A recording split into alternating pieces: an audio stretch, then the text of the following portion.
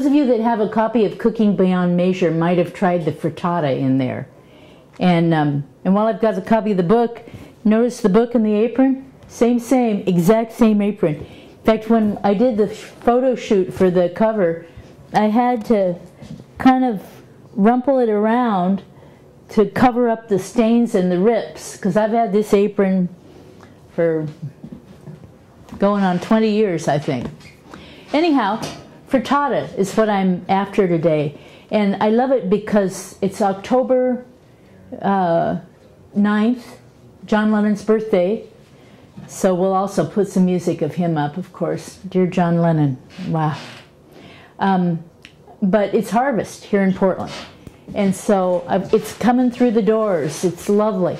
I've been putting up grape jam. I've been planting the garlic for winter and bringing all this food in. And there's baskets of tomatoes, green and red. There's tons of these tomatillos that I grew, baskets of peppers, corn. I don't want to say there's a whole lot, but there's enough. You can see just enough for me to really go for it. So here's a leek from the garden. I gave it a little rinse in the faucet, and it's what's going to stand in for onion today, because I don't have any onions out in the garden. And I probably, if you weren't here, I don't know that I would have even have messed with the leek. But I thought, well, since I'm going to tape, I'll make a gesture toward onion. A lot of times I don't do onion and garlic when I'm doing up some vegetables, because somehow it seems to stop me. I'm not quite sure just what it is, the dicing, or it's too much work. So if you've got things like that going on in your kitchen, anything that feels like too much work to you, any step in a recipe, skip it. That would be my advice. Skip it and cook. And see what you think. I mean, a lot of times, like yesterday I made a similar deal. Tomatoes, peppers, corn, kale, and garbanzo beans, like a soup. No onion, no garlic. I think I put a little bit of soy sauce in. And tomatillos in it too, for the little bit of sour edge. And this was the heat. Yeah, and some salt, some soy sauce. It let the beautiful flavors of the vegetables come out, the tomatoes and peppers, things that might normally, that's why Julia Childs said that she didn't go for chicken stock. I think I've got enough.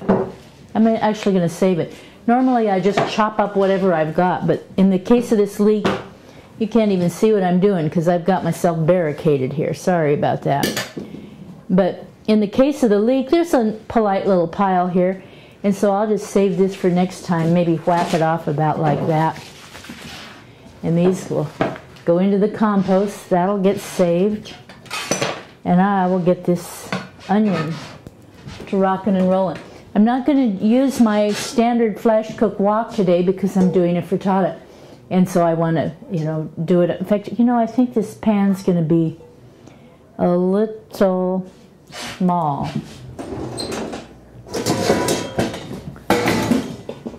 So that's how it works in a measure-free kitchen. You kind of survey what you've got. I've got 5 eggs here from Kathy next door, who has chickens, and all these veggies. So I think it'll be probably more veggie than egg, I'm thinking, but it'll work.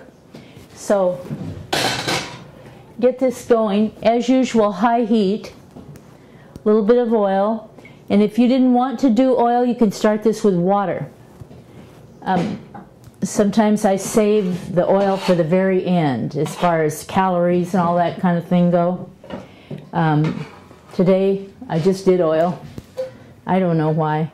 And yes, it's not quite hot yet. I don't really know all the rules on putting it in a cold skillet or a hot skillet. And things like that just stop me, I have to stop and look it up, and it's a pain. And maybe one of these days I'll be reading and I'll find out again, and then I'll start to incorporate it.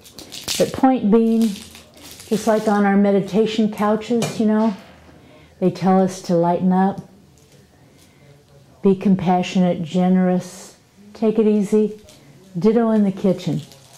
And in so doing, we'll find ourselves here more.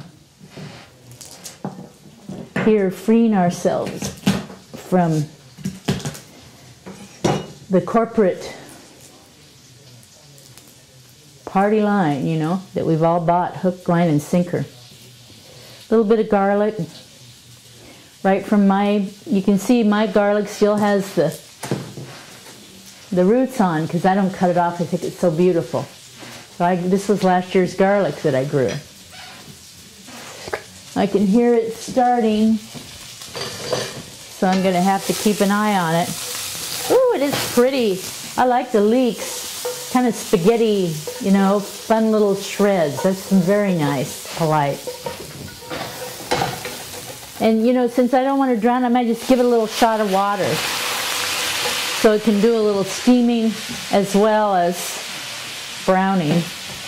And plus, when the garlic goes in, I don't want it to burn. And garlic is so tiny, it will burn right away. And all the cookbooks say, you know, you don't want any burned garlic. That's a downer. I don't know that I've ever really tasted it. And I am quite fond of, when there's a rule that's out there, I'm quite fond of seeing if I can figure out if the rule really works for me, rather than just accepting things blindly. You know, it is true we have to do some reinventing of the wheel if we really want to be empowered in our kitchens, right? Not to say I'm going to burn the garlic today to test it. I don't think I want to do that. And now I did a couple of tomatoes before I decided to tape today, so I'm going to get these in right away. I got them cored already and a few of the bad spots off, but I'll get these in so that we can have a little of their liquid helping the action. And how many tomatoes? You know, it's just like in one of my recipes in one of the books, I can't remember, I say use enough cheese to melt your heart, you know? Use enough tomatoes to rock your socks.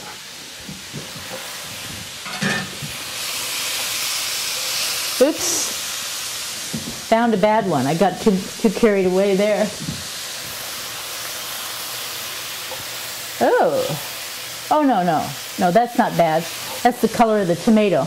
Okay, because I did sift it out. In my case, it's a function of, aren't they beautiful garden tomatoes? I mean, do you want to see my full basket? Look here. Isn't that just beautiful? And they have such character and flavor. They're all heirlooms that I grew. And then here, while I'm doing show and tell, I've got the green tomatoes, making green tomato pies and also jam, if I get to the jam. More green tomatoes,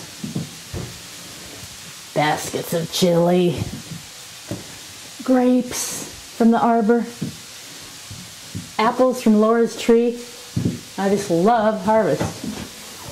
And even a fig, we've had a lousy year, but my fig tree out front is giving a very, very few figs.